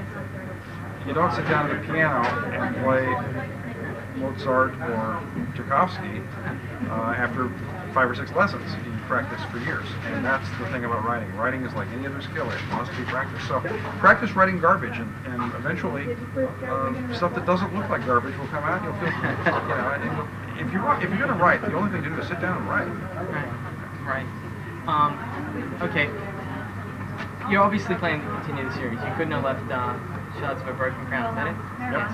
Shards of a Broken Crown without, I mean, there's so many endings that you started again at the end of that one. I was just interested, you know, had you actually started writing the next ones, or were you really... Well, that series is done. The series has ended with Shards of a Broken Crown. The next book in the series is going to be Krondor the Betrayal, which is the game-based novel, followed by Return to Krondor in the form of a novel entitled Tear of the Gods. And those will be released under the title Rift War Legacy. All right. The next new Midkemia after the the one I just finished, will take place somewhat down the timeline. I was faced with an issue of what to do with Dash and Jimmy if I did another book, and the answer was one of them would end up dead. And I decided not to do that. I didn't want to follow that motif any longer, and I believe that I left the reader with some satisfying unanswered questions. Well, they were good endings in the sense that they could have gone everywhere. You know, the next series would be about the Shadow Council that Puck put together, and the working title is the Dark Horse Saga. But before I do that, I'm going to do my first science fiction novel. Oh, good, excellent. Because that was my next question: was are you going to like diversify and do things not doing TV sequences? A science fiction novel, and then somewhere in the not too distant future, I'd like to do another dark fantasy. Yeah, because you only did the one, and then you kind of went back to the Kimmy, which confused everybody. You know? It was designed to confusion. Well, and it worked. Okay. Do you have a favorite writer of your own? I mean, writing for so many years. Well, I mean, the joke answer, the semi-accurate, is myself. You know, because we all write what we like to read, and we write what we like to read better than anybody else. Any number of really fine writers who I enjoy tremendously, and we don't have time for me to do a list. But you know. Well, I was just wondering if there are any kind of cultural influences that you know. Oh yeah, influenced you more. Yeah, when I was a kid, adventure writers, Raphael Sabatini, Alexander Dumas.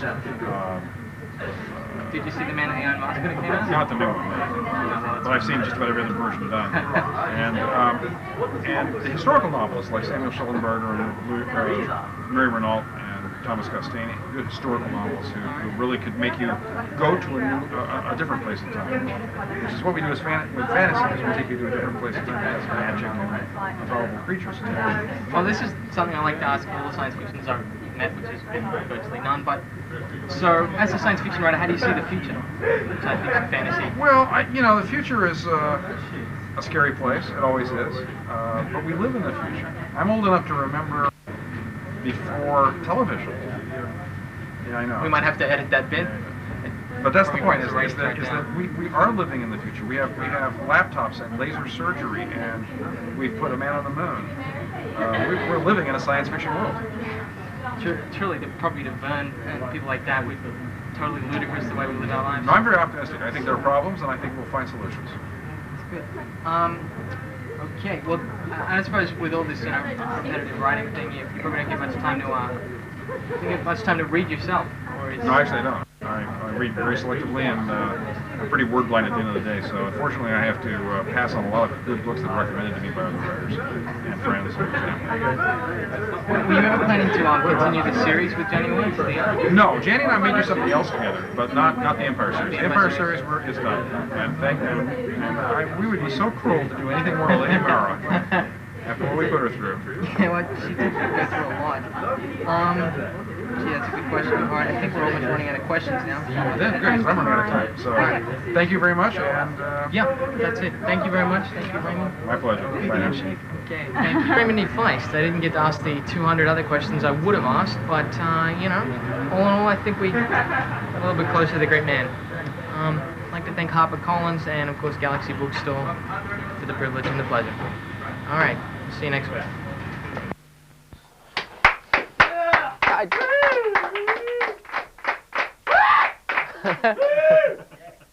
And so that was me and Raymond D. Feist and I speaking very casually about his life and lifestyle and so on and so on.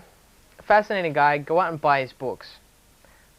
If you didn't quite catch it because you weren't close enough to the television, he's actually going to write, you know, other science fiction books. That's his next big plan, is to, you know, put out a science fiction book. So stay tuned for that one. Otherwise, his latest book is Shards of a Broken Crown. You should be able to get that in just about any bookstore. So just go in and pick it up and do what you got to do.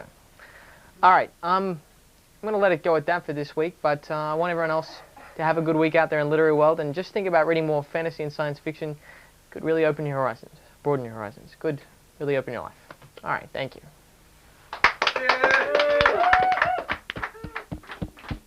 Don, what can you say? One of our very numerous, talented people on the show.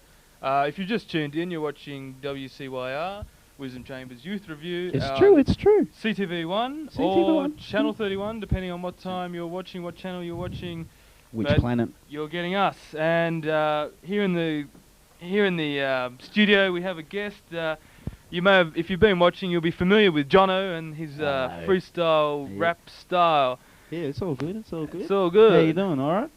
And Jonno, we're encouraging basically people to come in and get involved with the show.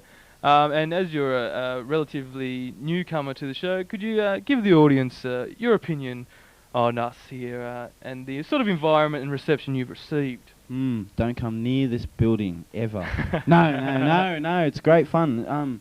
I'm real new to music and rapping and all this stuff. So yeah, I'm having a great time. I've never been treated so well. Are we intimidating at all? Do we stand over you and? Oh, of course. I mean, no, not at all. No, not at all. I told you. All right, yeah. So yeah, we're all friendly here, and come on down. Number's 6982968. And anything you got, like videos, you got a demo tape, you want to tell people about a party, man, get it in here. Well, I'll just yell it loud. Honest, it's the bomb. It's all the bomb. It's all good. It's not just video bands, but we do videos. I mean, if you're an animator, we're more interested in showing a bit of your work.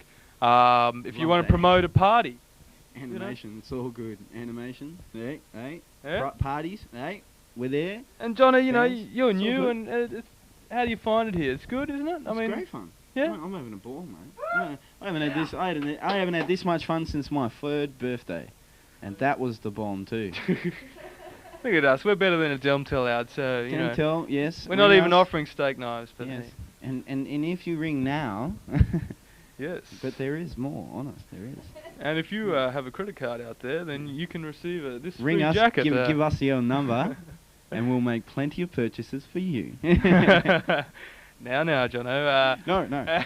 So basically, the basic message, Jonno. Have fun. Get everything you can. If you want to get anything out there, get it in here, because it'll get out there. Pretty profound statement. That was pretty good. Huh? Wow. Everything. So yeah. Couldn't have said it better myself. It's all good. So we've got an address. If they want to write to us, yeah. You emailed us, didn't you, Jonno? Yep. Something on your like laptop PC. Yep. Contradiction. Personal computer. Yeah. It was a laptop. Yep. Wasn't mine, but it was a laptop. Yep. And you just sent an email in, and we said, "Who's this joke? Let's get him in, embarrass the hell out of him, and get rid of him." But unfortunately, you stuck around. We can't get rid of you now. Nah, man. As much That's as we it. tried. I'm like the Tasmanian devil. I'm stuck. I'm here now. That's it. Unfortunately, he was. If only he was a bit more like the Tasmanian tiger, extinct. Hey, we'll have none. Anyway, without any further ado. Hey. Come on, these newcomers, they're fresh, aren't they? What do we got? Do you know what we got, Jonno? I'm putting you to the test here, man. What we got coming up? I have absolutely no idea. That's why you need veterans like myself here to introduce... Who the man? Who the man? He the man. He the man. Couch potatoes. Couch potato. Woo. Look out for couch potatoes, man. They're bad boys, man. They'll play with your minds and stuff, man. I'm telling you. You're not watching it. Take it away, guys.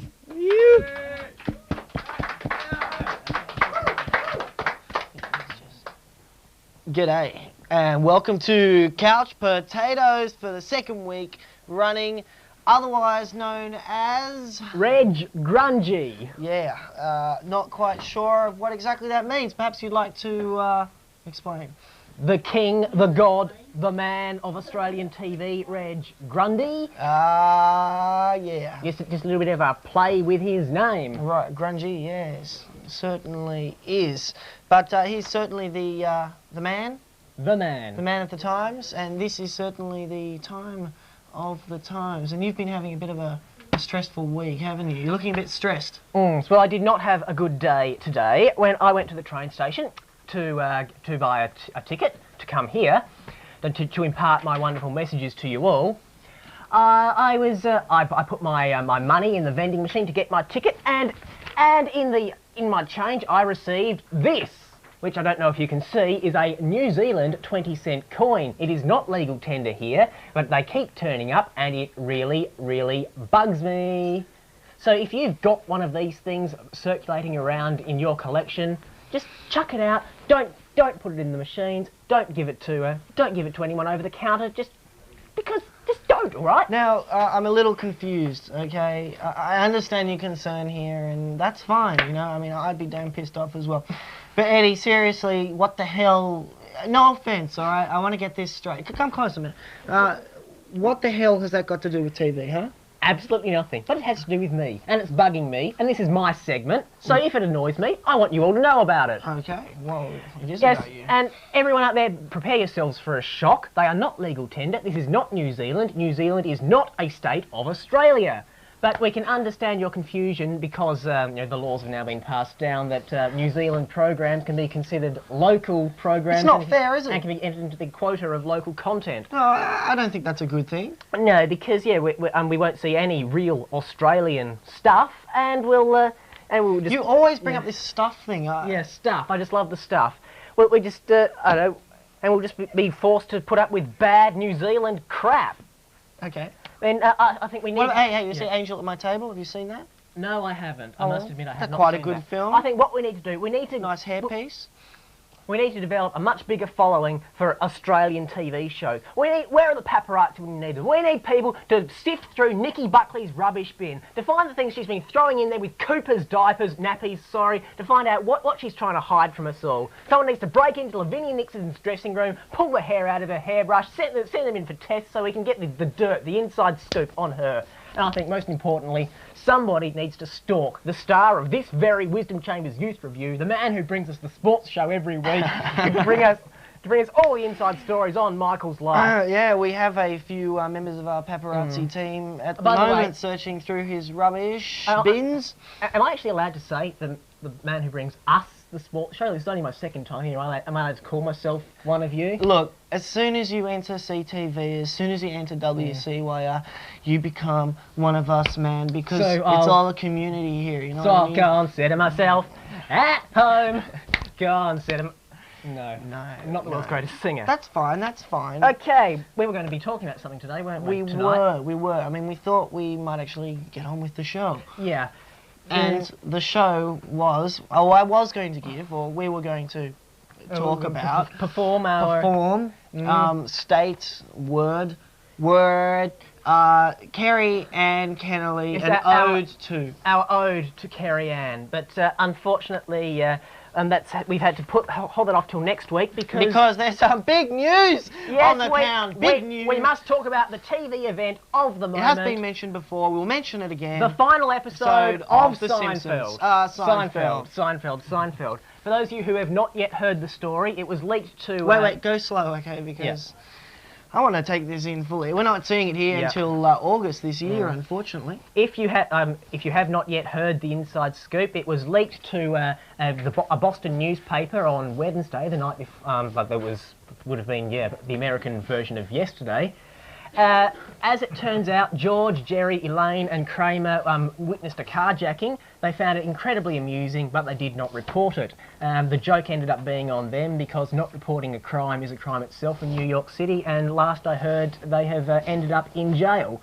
I've only heard from one person who's actually seen the episode, and he sent an email to me. All he said was, "I just watched the Seinfeld finale, and it was pretty good. Not what I expected, though." Oh. Interpret that however you like. What is this on the internet? It's an email friend of mine in America who wrote to me and told me about it. Oh, right. Sorry, not what you expected? Not what I expected, though, so interpret that however you will. Oh, okay. Well, that's a little, I don't know. I mean, I'm looking forward to it. I mean, Seinfeld is certainly... Of course, I'm also still waiting for us to see Ellen come out, but that's another story. No, hasn't she already? Oh, we haven't seen it over here, Oh, though. we haven't seen it. But hang on, isn't she actually gay on the show? Yeah, we haven't seen the episode on which... No, I thought she was anyway. Yeah, she is. She is now.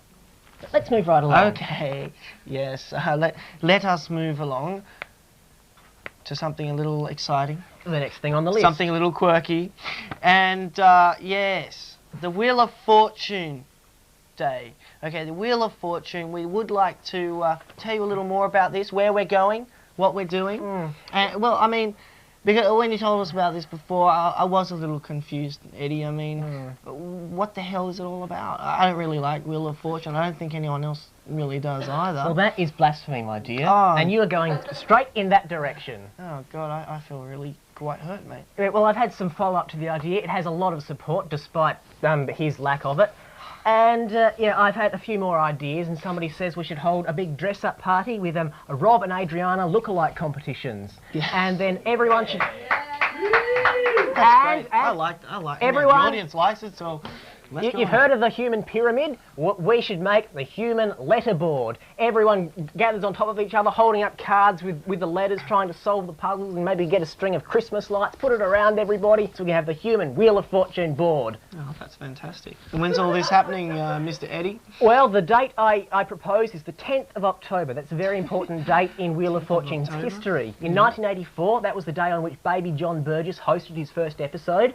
In 1995, that was the day on which episode 3000 aired, and last year it was the date of Rob Elliott's 200th show. Rob Elliott.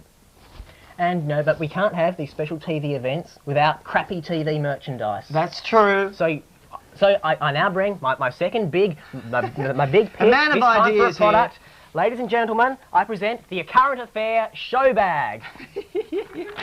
Inside it, a toupee, so you can have a hair just like Ray. A loud tie, a new edition of Mr. Potato Head in the form of Mike Munro. Just change a few features and he'll be a really nice guy. Change a few more and he'll be the big bully, and he'll be the same Potato Head Mike Munro. A Logie Lolly. Yes, a Current Affair has so many of them. You can take your lolly home with you, have your own little Logie, and we can't forget another Current Affair lolly. Mr. Packer's bum. You can be just like Ray and lick it all day. And of course, the Current Affair comic book. You know, innocent civilians coping with dodgy electricians, noisy neighbours, dogs barking on the street, and then at the end of each adventure, along comes Hero Ray, gives us the big smile, and all those villains are just crushed to oblivion. That sounds like a marvellous show bag, and you would have been able to pick that up at this year's Easter show. However, we didn't have enough time to get it together. No. So next year, you will be able to pick one up in Gallery 32. Okay, and I think we're being told to piss off for another week, so it's time for us to go. Where am I looking? Where am I looking? Where am I looking? Look, I don't want to talk about this. We'll be, okay, God permitting, I'll be back here next week. Until then, stay happy, stay healthy, and have a lovely what's-her-name. Couch potatoes. Thank you very much. Oh, Reg Grungy. Reg Grungy. Hi, welcome to What's On, and you're with Zena, the party guru. And you just saw Couch Pots with the very eccentric Eddie, and my partner in crime, Justin. Anyway, I'm here to tell you, that's right, you, the viewer, if you're having a party, or if you're having a gig and you need some promotional work, I am here for your needs, your need only, to promote that party, and we will do it from Wisdom Chambers Youth Review. Any party you have, hip-core party, fast-core party, tech-core party, senseless-core party, gay-core party, acoustic-core party, art-core, or a social issue. Say, Don't Pick Your Nose Day, or something like that. We will do it for you from Wisdom Chambers Youth Review, and I'll take it very seriously.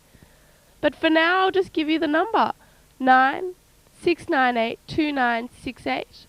Or, of course, for the internet freaks, www.aussiemall.com.au/YCYR. That's our webpage, my God. I have no internet, I have no idea. Yes, of course, email us to wisdomchambersyouthreview@aussiemall.com.au and we'll promote your party. And speaking of party, we have a very special gig coming up, a very special party. Now, there's a very, very, very underground hardcore venue in Sydney, and it's called the Iron Duke. The Iron Duke has been running for 1 year now, and you can always find out information from Revolver or from Drum Media with the very special Mark Alexandria Erber. And he's been working his guts out to make it the leading venue in Sydney for the music live band scene. He's having his 1-year-old party 23rd of May, next Saturday night, and we've got 2 very free special tickets for our audiences. So if you call up the number, you can come and mingle with the famous people, such as ourselves, and other famous bands at the Iron Duke next weekend. It's a hush-hush event with hush-hush bands, very secretive, free food, free drinks, and we can party all along together. That's right, 2 free tickets for the Iron Duke. It's a special event. Okay, so give us a call once again on 96982968 to win those tickets, and you can party with us and everybody else there next weekend. Anyway, other parties that I've got to talk about this weekend is, once again, we have Ritual. It is back. The Gothic Industrial Electro Goth Club. $7 tomorrow night, 10 p.m. to 3 a.m. And, oh my God, you've got Rammstein versus Susie and the Banshees. And that's on Taylor's Square at Central, opposite Central Station. See you there tomorrow night, because I'm going with DJs Voodoo and Montage. And remember, goths are fun. Okay, otherwise, there's a very, very important event tomorrow. And we've got Hip Hop Says No to Homophobia. This is youth violence prevention. It's very important against homophobia. What are you scared of? That's going to be down, like Justin mentioned earlier, that's going to be down at the neighbourhood Newtown Centre, opposite Newtown Station. And you've got Pussy Power, MC Trey, rapping away tomorrow. You've got DJ, you've got the Metabase and Breath Elite Group and other people. You might even see Jonno and Sammo there freestyling it up. Otherwise, that's for free, and that's at 1 p.m, so go down there and support that. Okay, now we used to have this like really cool show called Curb, and they will be back. At the moment, Broke, one of the twin brothers, he's doing a lot of like youth work, and at the moment he's got his B-boy class, breakdancing lessons instructed by Broke, and the Rapid Fire Breakers will be there to teach you the real style. That's Sundays, every Sunday from 1 p.m. to 3 p.m. If you miss it this Sunday, don't worry, because it's going to be going on for a long time. It's $10 for 3 hours, and the address is level 11, 418 Elizabeth Street, corner of Devonshire Road, Surrey Hills. Okay, that's it for What's On. If you need to know any more information, just give us a call once again on 96982968. And now we have Youth in Focus with Dermot and a special guest. See you later. Hey, Zena, isn't there a Reclaim the Streets party on tomorrow as well, as part of like the party roundup? That's true. Yeah, is that Belmore Park in the city? Is that where it's starting? True. Yeah. All right, well, there you go. I just thought I'd throw that in, seeing you were doing party roundup. Yeah. I'm Okay. wasted on cough mixture. Wasted on several other things too, I probably guess, but we won't go into that now. Okay, Youth in Focus. Tonight we're going to be talking with our very special guest, the lovely Amanda Nixon, provided I can talk to the right camera, that is. Thanks for coming in, Amanda. And may I just present this award to you for the most fabulous guest we've had all night. Is this the Logie Lolly? This is the Oh, Logie no. Lolly, but careful, it might be Packer's bum. Yeah. Amanda, we're going to talk about homophobia. What are you scared of? The campaign being run by the AVP. Amanda, homophobia, what is it? I've heard that it's a new allowance put out by the DSS to take care of people that are homeless. Is that true? No, nor is it gay and lesbians breaking into your house to redecorate. Another common misconception. Ah. It's actually an kind of irrational fear of gays and lesbians, and it refers to violence against gays and lesbians. Right, okay. So the campaign then is targeting violence and obviously suggesting a whole range of anti-homophobia strategies? That Yep, would be okay. correct. So the AVP, Anti-Violence Project, what can you tell me about them? Who are they? What do they do? Very cool bunch of people. Good friends of yours, I believe? Excellent friends Yeah. of mine. Ex-employers, in Yeah. fact. The Anti-Violence Project was set up in the late 80s or early 90s, can't remember the exact year, And it was set up because we know there's a lot of violence against gays and lesbians, and we know that most of it doesn't get reported. Can someone tell me which camera I'm looking at? This one, right here. This one. This one over here. This one. Lovely. This one. This means you. This camera. And it was set up to respond to all the issues associated with violence against gays and lesbians. And we know that lots of gays and lesbians don't actually report violence to the police, or they weren't at the time, because they're very worried about whether or not the police would actually take it seriously. And the project was set up to actually assist gays and lesbians in A, remaining safe, and B, trying to actually cut down on the amount of violence that gets perpetrated against gays and lesbians. And for about the first 6 years of operation, where they focused their time was basically around helping gays and lesbians to know how to stay safe. So it was things like the Whistle Project and putting posters up, encouraging people to be aware of violence. And then in sort of 1995, 1996, they got some money for the first time to actually help stamp out violence, to actually do a campaign. That's right, to do a campaign. It's a bit violent itself, really, isn't it? Really, the whole process. Well, I keep threatening to bash people up despite having an anti-violence framework. But anyway, and so this was the first campaign that was ever developed to actually talk to young people about their participation in violence against gays and lesbians. Okay. So the campaign started in '96, as you say. That's correct. Yeah. What happened for the campaign? What are some of the research around that? Obviously, went into developing the campaign. Yeah, well, we decided that there's an awful lot of people telling young people what they should and shouldn't do all the time, and that we didn't actually want to just be another group of people telling young people what was a good and bad idea. So we spent lots of time actually going out and talking to young people first. I'm actually officially still a young person, so that was very cool. Saying to them, what do you... Oh no, it's the Maybelline Bunch Proof. It helps a lot. Anyway. wasn't looking that Bunch Proof in the car, right. It's Bunch Proof now. Glued it on.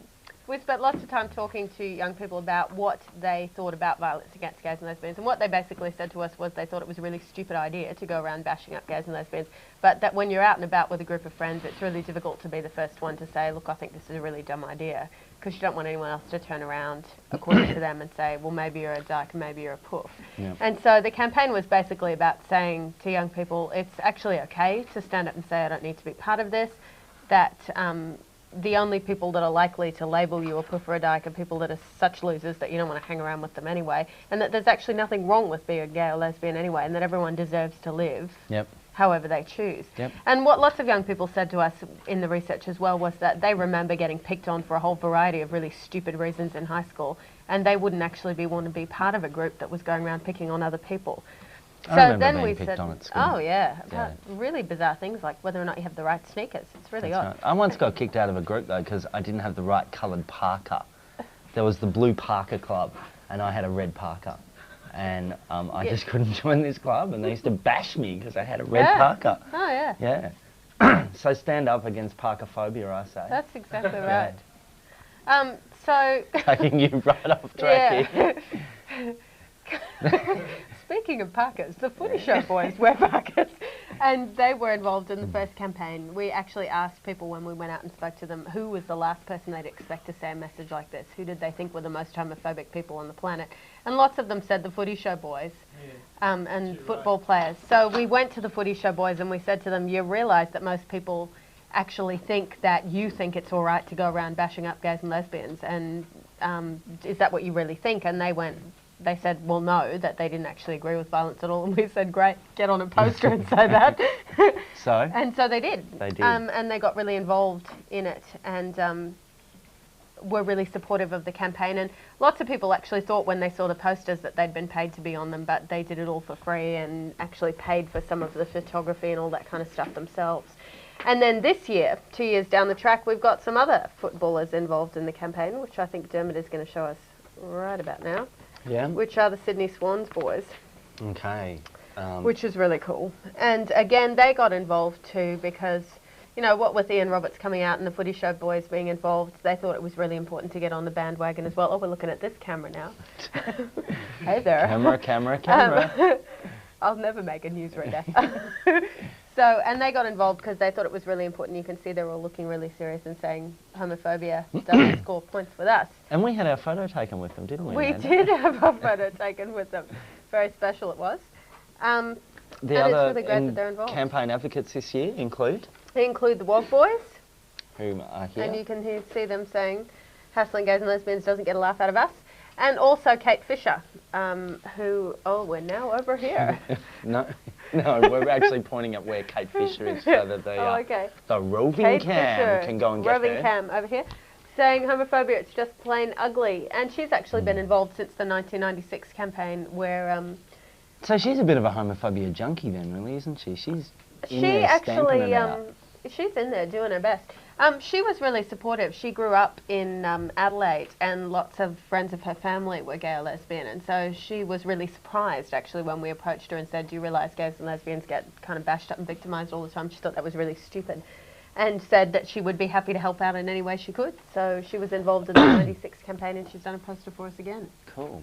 So if people want to get involved in the campaign, they can ring the Anti-Violence Project and get copies of these posters, which are liable to be highly valuable in a few years' time. That telephone number is 02 9360 6687. That number again, 02 9360 6687. And maybe you're sitting at home thinking, yeah, sure, but what do I say if people accuse me of being gay or lesbian because I'm standing up for gays and lesbians? And one of the comeback lines I've heard from people down south is, if you're happy being het, why bash gays? Now that's exactly one. Right. And the other one is, if the shoe was on the other foot, would you still be kicking? So I think that's probably about it. That's a bit surreal for me. It is. I like that one. I quite like that one. You know. That's it for Youth in Focus The other this week. thing you could just say is, no, it's only not it for Youth in losers bash Focus. up gays and lesbians. Only losers bash up gays and lesbians. It helps if I'm looking at the right camera, wouldn't it? Yeah, only losers bash up gays and lesbians. Amanda Nixon, thank you for joining us. You're welcome. For Youth in Focus. And we might just throw it back over to the boys in the house. Yeah, I'm feeling in focus.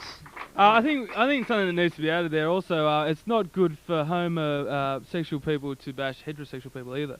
I don't know if that was mentioned, but I think that's the point that needs to be raised, and it's something that's in today's day and age, with all this hype about homophobic bashing and so on, leave us heteros alone. That's right, because, you know, we're becoming a minority now. And it's that's right, yes. I daren't venture into Oxford Street for fear of being bashed.